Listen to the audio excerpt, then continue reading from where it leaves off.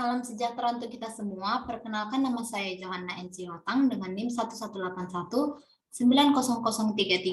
Di sini saya akan menjelaskan tentang metodologi penelitian, di mana dosen pengampu saya Pak Andika Tias Nugraha SP, MSI, PhD.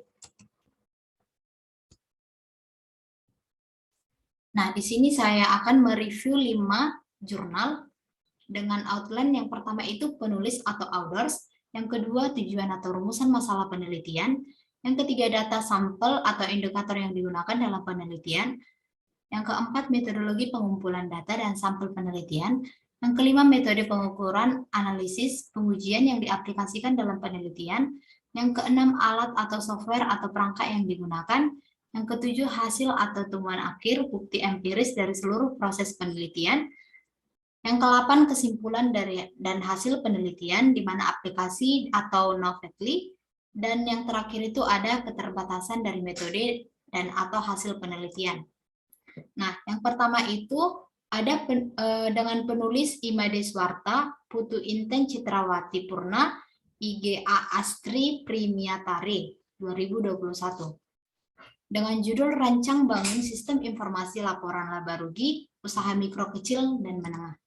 Di sini ada tujuannya, di mana penelitian ini adalah untuk mengembangkan sistem informasi akuntansi untuk menghasilkan laporan laba rugi yang memenuhi standar akuntansi keuangan. Data, sampel, dan indikatornya itu di mana untuk perkembangan sistem informasi ini didapat hasil dengan manajer perusahaan, dengan hasil dari wawancara manajer perusahaan, di mana data uji coba menggunakan bukti-bukti transaksi keuangan tahun 2019 dengan sampel data karyawan, data kendaraan, data aset tetap, data customer, serta chart of account transaksi PT ASN.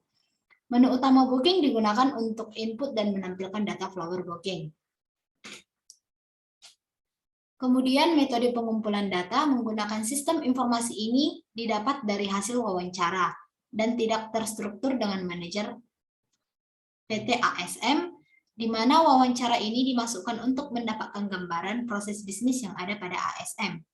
Kemudian metode pengukuran menggunakan metode Rapid Application Development atau RAD, System Development Life Cycle atau SDLC, di mana SDLC model konseptual dalam manajemen proyek menggambarkan tahapan yang terlibat dalam pengembangan sistem informasi, mulai dari studi kelayakan awal hingga pemeliharaan aplikasi. Nah, hasilnya menghasilkan laporan laba rugi yang akurat, tepat waktu, dan dapat dipercaya, serta memenuhi ketentuan standar akuntansi yang berlaku untuk UMKM. Laporan laba rugi tersebut disusun berdasarkan proses bisnis yang dilakukan oleh PT ASM. Di sini ada kesimpulannya, rancangan bangun sistem informasi dikembangkan untuk memenuhi kebutuhan perusahaan dalam menyusun laporan laba rugi. Entitas dalam setiap informasi ini meliputi employers, salaries, fixed asset, customer flow booking, flow handle, flow product, flow staff, language span booking, transport booking, serta income and expense. Adapun keterbatasannya, yaitu keterbatasan sumber daya manusia, sebagian besar usaha kecil belum membuat manajemen usaha, business planning dengan baik, serta dengan keterbatasan akses terhadap bahan.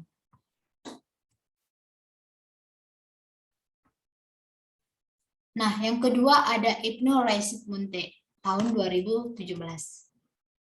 Dengan judul Perancangan Sistem Informasi Pengarsipan Data Penduduk pada Kantor Camat Bilahulu, Kabupaten Labuhan Batu dengan metode Sistem Development Life Cycle atau SDLC. Di sini ada tujuannya untuk melakukan analisa dan membangun suatu rancangan sistem dengan menggunakan siklus yang lebih spesifik terhadap kegiatan pengguna. Adapun data sampel dan indikatornya, di mana data berupa kartu keluarga, data penduduk, data kelahiran dan data kematian, data pendatang, data perpindahan dengan sampel dilakukan testing pada form input data keluarga, terdiri dari beberapa kolom yaitu nomor KK 123451323 berlaku pada 2017 bulan 2 tanggal 10. Alamat Jalan HM Said nomor 17 RT 005 Kelurahan Meranti dengan kode kos 213419 untuk menggunakan form data keluarga, yaitu pada halaman admin. Klik menu, input data, lalu pilih submenu, input data keluarga, maka form pengolahan data keluarga akan ditampilkan di layar monitor. Kemudian metode pengumpulan datanya menggunakan metode System Development Lifecycle atau SDLC, suatu pendekatan yang memiliki tahap atau bertahap. Yang kedua itu metode yang digunakan dalam penelitian ini adalah metode Research and Development atau R&D dengan model waterfall. Model waterfall ini adalah model klasik yang bersifat dinamis, berurutan dan dalam melakukan membangun software. Kemudian metode pengukuran atau analisisnya ini menggunakan pemrograman web programming atau PHP, HTML, CSS, dan JavaScript. Database menggunakan MySQL dan servernya Apache yang sudah ada pada Exam. Nah, hasilnya yaitu rancangan sistem pengolahan data dilakukan untuk mengatasi permasalahan. Permasalahan yang terjadi sehingga sasaran sistem informasi yang diinginkan dapat tercapai. Kemudian kesimpulan yang dihasilkan itu dengan diterapkan program aplikasi sistem informasi, pengarsipan data penduduk pada kantor Camat Bila Hulu, Kabupaten Labuhan Batu dapat mempermudah proses pengarsipan, menghemat ruangan pengarsipan, waktu pengarsipan, dan proses pencarian arsip. Dengan keterbatasan data primer yang digunakan data kependudukan Kecamatan Bila Hulu, Kabupaten Labuhan Batu, DBMS yang dilakukan menggunakan MySQL untuk menyimpan rekod data kependudukan, serta sistem informasi pengarsipan data pendudukan dibangun dengan web programming atau PHP. Nah, yang ketiga ini ada penulisnya Ginanjar Wiro Swasmito, Taufik Abidin, dan Dega Surwana Wibowo tahun 2015. Dengan judul Implementasi Sistem Akademik Politik Harapan Bersama dengan metode System Development Lifecycle.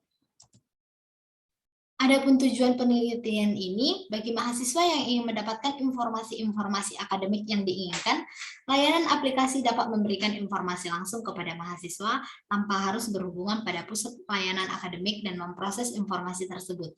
Dengan datanya, data alumni dan pengumpulan data kepuasan pengguna.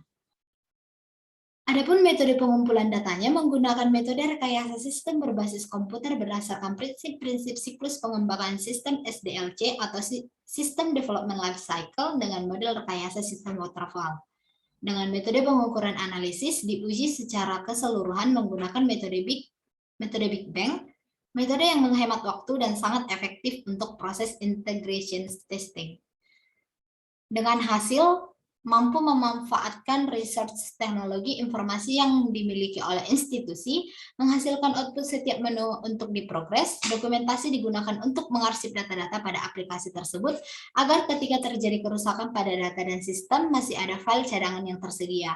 Adapun kesimpulannya, berdasarkan hasil penelitian yang telah dijelaskan pada bab-bab sebelumnya, maka dapat diambil kesimpulan sebagai berikut. Yang pertama, metode SDLC dapat diterapkan pada implementasi akademik yang dihasilkan berbasis web dan dapat dijadikan sebagai media informasi dan penyampaian informasi pada program studi D4 Teknik Informatika. Yang kedua, aplikasi e-akademik yang telah dihasilkan telah terintegrasi dengan web profile, institusi, dan yang ketiga itu aplikasi e-akademik dapat menjadi penunjang media lain dalam penyampaian informasi, serta yang terakhir itu mampu memanfaatkan riset teknologi informasi yang dimiliki institusi. Dengan keterbatasan waktu, maka penelitian ini tidak sampai pada pemeliharaan sistem. Nah, yang keempat, dengan penulis Nur Syamsiah Mira Febriana Sesunan tahun 2018, dengan judul Penerapan Metode System Lifecycle Development dan Data Project Management Body of Knowledge pada pengembangan sistem informasi. Adapun tujuannya bertujuan untuk meraih kesempatan-kesempatan atau opportunities dan adanya instruksi-instruksi directivities dan untuk memberikan pelayanan yang lebih optimal guna meraih kenaikan jumlah mahasiswa baru, memberikan informasi yang cepat, akurat, dan up-to-date, serta mengurangi adanya penggunaan kertas. Dengan data sampel dan indikatornya, data yang dibutuhkan adalah data pribadi, data keluarga, dengan data pribadi dengan KRS, pengisian nilai, pembimbing akademik, jadwal kelas perkuliahan, dan presensi kelas, dan jumlah komponen yang dimiliki indeks. Dengan kompleksitas rendah, 0,65, sedang 1,0, dan tinggi 1,35. Metode pengumpulan datanya menggunakan metodologi Model System Development Life Cycle atau SDLC yang dipadukan dengan Project Management of Body Knowledge atau PMBOK. Dengan metode pengukuran atau analisisnya menggunakan estimate system size, function point and lines of code. Sebuah titik fungsi adalah ukuran dari ukuran. Dengan program yang didasarkan pada jumlah sistem, kompleksitas input, output, query, file, dan program interface. Kemudian yang kedua ada estimated effort required person mode.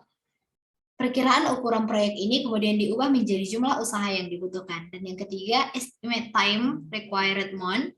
Upaya beberapa banyak seorang bekerja yang dapat menyelesaikan waktu tertentu. Dengan hasil best practice SDLC dan PMBOK mampu mengatasi permasalahan di atas yang terletak pada inti pentingnya komunikasi dalam proyek. Perencanaan yang matang, pengendalian kualitas yang mengacu pada standar yang telah ditetapkan, perencanaan proyek, user and business need, serta perlunya executive support.